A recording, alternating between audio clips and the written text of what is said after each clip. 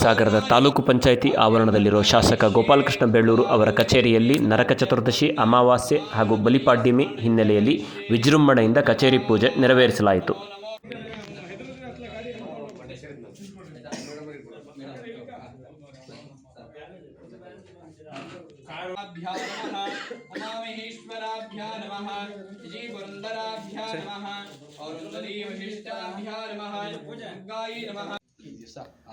ಶಾಸಕರ ಅನುಪಸ್ಥಿತಿಯಲ್ಲಿ ಅವರ ಆಪ್ತ ಕಾರ್ಯದರ್ಶಿ ಶ್ರೀನಿವಾಸಮೂರ್ತಿ, ನಗರ ಬ್ಲಾಕ್ ಕಾಂಗ್ರೆಸ್ ಅಧ್ಯಕ್ಷ ಸುರೇಶ್ ಬಾಬು, ಕಾರ್ಯದರ್ಶಿ ದಿನೇಶ್, ಪ್ರಮುಖರಾದ ಗಣಪತಿ ಮಂಡಗಳಲೆ, ಜಾಕೀರ್, ನಾರಾಯಣ, ಚಂದ್ರಪ್ಪ, ರವಿ ಲಿಂಗನಮಕ್ಕಿ, ಕನ್ನಪ್ಪ, ಆನಂದ್ ಭೀಮನೇರಿ, ರವೀಂದ್ರ ಸಾಗರ್, ವಿಲ್ಸನ್, ಗೌತಮ್, ಮಂಜು ಬೆಳಲಮಕ್ಕಿ, ಕಿರಣ್ ದೊಡ್ಡಮನೆ, ಬಸವರಾಜ್ ಕುಗ್ವೆ, ಶ್ರೀಧರ್ ಪಟೇಲ್, ಮಂಜು ಚಿಕ್ಕಮತ್ತೂರು ಸೇರಿದಂತೆ ಹಲವು ಮುಖಂಡರು, ಕಾರ್ಯಕರ್ತರು ಪೂಜಾ ಕಾರ್ಯದಲ್ಲಿ ಪಾಲ್ಗೊಂಡಿದ್ದರು.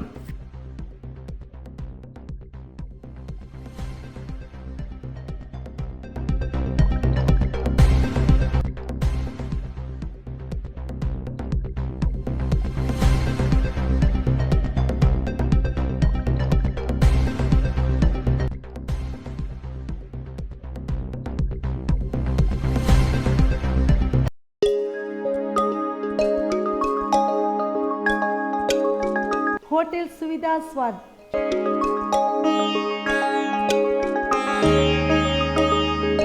ಶುದ್ಧ ಸಸ್ಯಾಹಾರಿ ಊಟ ಮತ್ತು ಉಪಹಾರ ಗೃಹ.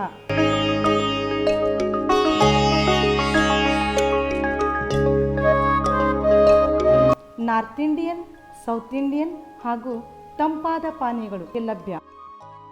ಒಮ್ಮೆ ಭೇಟಿ ಕೊಡಿ. ಹೋಟೆಲ್ ಸುವಿಧಾ ಸ್ವಾದ್, ಸುವಿಧಾ ಕಾಂಪ್ಲೆಕ್ಸ್, ಸಾಗರ.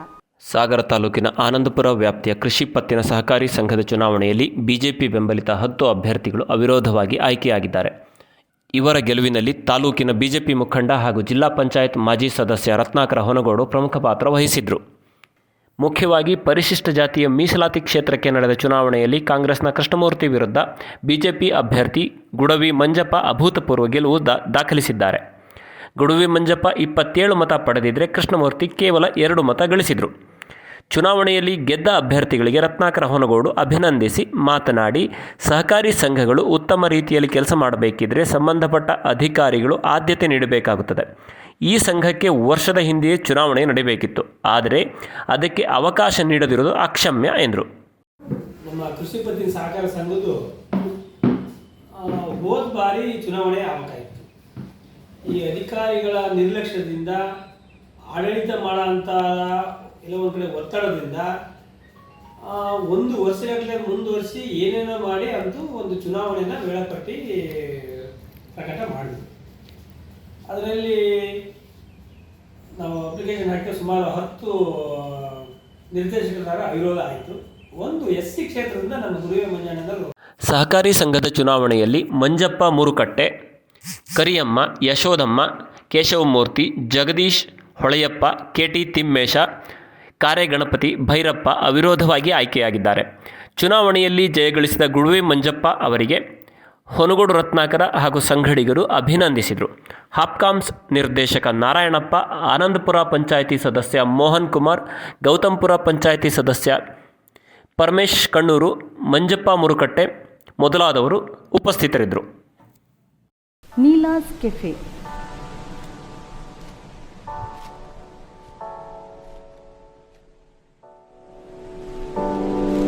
ನಮ್ಮ ಸಾಗರದಲ್ಲಿ ಶುದ್ಧ ಸಸ್ಯಾಹಾರಿ ಊಟ ಮತ್ತು ಉಪಹಾರಕ್ಕಾಗಿ ಒಮ್ಮೆ ಭೇಟಿ ಕೊಡಿ.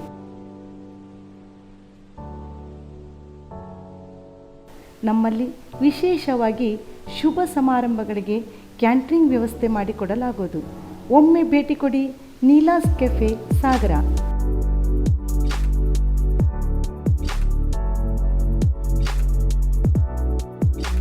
ನೀಲಾಸ್ ಕೆಫೆ, ಅಶೋಕ್ ರಸ್ತೆ, ಆಕ್ಸಿಸ್ ಬ್ಯಾಂಕ್ ಪಕ್ಕ, ಸಾಗರ.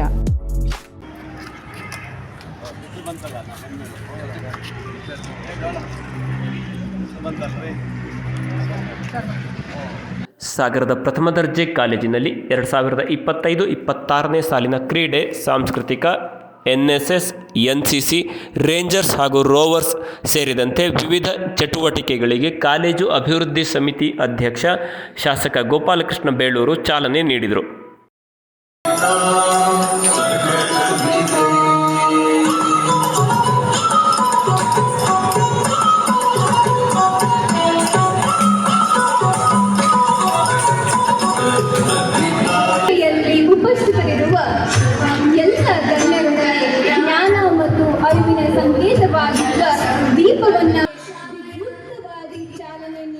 ಬಳಿಕ ಮಾತನಾಡಿದ ಅವರು, ಯಾವತ್ತೂ ವಿದ್ಯಾರ್ಥಿಗಳ ಮೊದಲ ಆದ್ಯತೆ ಓದಿನ ಮೇಲಿರಬೇಕು. ಮೊಬೈಲ್, ಇಂಟರ್ನೆಟ್ ಮೊದಲಾದ ಬಾಹ್ಯ ಆಕರ್ಷಣೆಗಳಿಗೆ ದಾಸರಾಗದೆ ಅವುಗಳನ್ನು ನಿಮ್ಮ ಏಳಿಗೆಗೆ ಬಳಸಿಕೊಳ್ಳಬೇಕು. ಇವತ್ತು ಜಗತ್ತಿಗೆ ನಾಯಕತ್ವ ವಹಿಸುವ ಹಂತದಲ್ಲಿ ದೇಶವಿದ್ದು, ಇದರಲ್ಲಿ ಪ್ರಸ್ತುತದ ಶೈಕ್ಷಣಿಕ ಕ್ರಾಂತಿಯೂ ಪ್ರಮುಖ ಪಾತ್ರ ವಹಿಸಿದೆ. ಹೀಗಾಗಿ ಕ್ಷೇತ್ರದಲ್ಲಿ ಯಾರಿಗಾದರೂ ಬಡತನದಿಂದ ವಿದ್ಯೆ ಕಲಿಯಲು ಆಗದಿದ್ದಲ್ಲಿ ನಾನು ಸಹಕಾರ ನೀಡಲು ಸಿದ್ಧನಿದ್ದೇನೆ ಎಂದು ಪುನರುಚ್ಚರಿಸಿದರು. ಇವತ್ತಿನ ವಿದ್ಯಾಭ್ಯಾಸಕ್ಕೆ ಹೆಚ್ಚಿನ ಒತ್ತನ್ನು ತಾವು ಕೊಡಬೇಕು. ಯಾಕಂದರೆ ಭವಿಷ್ಯದ ಮುಂದಿನ ದಿನಗಳು ನಿಮ್ಮಲ್ಲಿದೆ. ಭಾರತ ದೇಶದಲ್ಲಿ ಭವಿಷ್ಯ ಕಟ್ಟಲಿಕ್ಕೆ ಇವತ್ತು ಯುವಕರಿಗೆ ತುಂಬ ಆದ್ಯತೆಗಳಿದೆ. ಇವತ್ತು ಹೊರದೇಶದಲ್ಲಿ ಹೇಳಿದಲ್ಲ, ಕಾರ್ಪೊರೇಟ್ ಹಾಕಿ ನಿಮ್ಮನ್ನು ಕರೆದು ಇವತ್ತು ಕೆಲಸ ಕೊಡುವಂಥ ಪದ್ಧತಿ ಇವತ್ತು ಅಷ್ಟು ಬೆಳೆದು ಹೋಗಿದೆ. ಆದ್ದರಿಂದ ವಿದ್ಯಾರ್ಥಿ ಜೀವನ ಭಾಳ ಪ್ರಮುಖವಾದಂಥ ಘಟ್ಟ. ಇದನ್ನು ತಾವು ನೆನಪಿಟ್ಕೊಳ್ಬೇಕು. ಮುಖ್ಯ ಅತಿಥಿಯಾಗಿ ಪಾಲ್ಗೊಂಡಿದ್ದ ರಾಯಚೂರಿನ ಆದಿಕವಿ ಮಹರ್ಷಿ ವಾಲ್ಮೀಕಿ ವಿಶ್ವವಿದ್ಯಾಲಯದ ಉಪಕುಲಪತಿ ಡಾಕ್ಟರ್ ಶಿವಾನಂದ ಕೆಳಗಿನಮನಿ ಮಾತನಾಡಿ, ಮಲೆನಾಡು ಭಾಗದ ವಿದ್ಯಾರ್ಥಿಗಳಿಗೆ ಆಮೂಲಾಗ್ರ ಅಭ್ಯಾಸಕ್ಕಾಗಿ ಕಲೆ, ಸಂಸ್ಕೃತಿ, ಆಚಾರ ವಿಚಾರ, ದೈವ, ಜನಜೀವನ ಹೀಗೆ 10 ವೈಶಿಷ್ಟ್ಯ ವಿಷಯಗಳು ಲಭ್ಯವಿದೆ.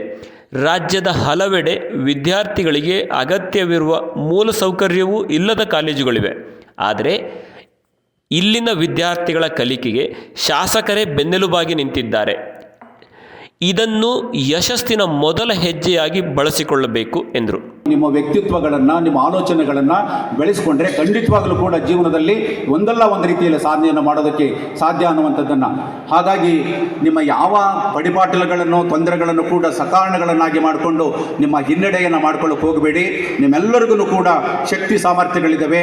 ಪ್ರತಿಯೊಬ್ಬರಿಗೂ ಕೂಡ ಮೆದುಳಿದೆ, ಆಲೋಚನೆ ಮಾಡೋ ಶಕ್ತಿ ಇದೆ, ವ್ಯಕ್ತಿತ್ವ ಇದೆ. ನೀವೆಲ್ಲರೂ ಕೂಡ ನೀವು ಅಂದುಕೊಂಡದ್ದನ್ನು, ಗುರಿಯನ್ನು ಸಾಧಿಸೋದಕ್ಕೆ ಸಾಧ್ಯತೆ ಇದೆ.